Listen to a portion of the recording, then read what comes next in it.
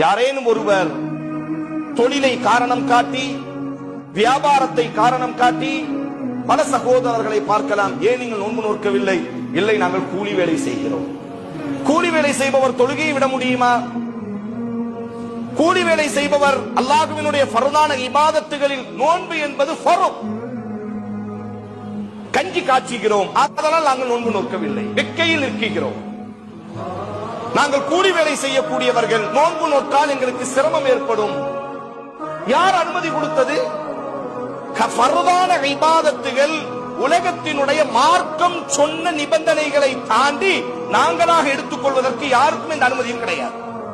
அதனால்தான் உலகத்தில் தோன்றிய அத்தனை மார்க்க அறிஞர்களும், சமீப காலத்தில் வாழக்கூடிய ஷாலிகுல் ஃபௌசான் ஹஃபிதஹுல்லாஹ், சலஃப் மன்ஹஜினுடைய மூத்த மார்க்க அறிஞர், அவர்களிடத்தில் கேட்கப்படும், ஒரு மனிதர் தொழிலை காரணம் காட்டி நோன்பை விட்டு விடலாமா? சொல்வார்கள், யாருக்கும் தொழிலை காரணம் காட்டி நோன்பை விடுவதற்கு வாய்ப்பு கிடையாது. அதற்காக தொழிலை விடலாமே தவிர நோன்பை விட முடியாது. காரணம், நோன்பு என்பது ஃபரதல்லாஹ், குத்திப அலைக்குமுஸ் ஸியாம் கமா குத்திப அலல்லஸீன மின் கப்லிக்கும். அல்லாஹ் உங்கள் மீது கடமையாக்கி விட்டான். அல்லாஹ் அந்த வார்த்தையை பதிவு செய்கிறான்.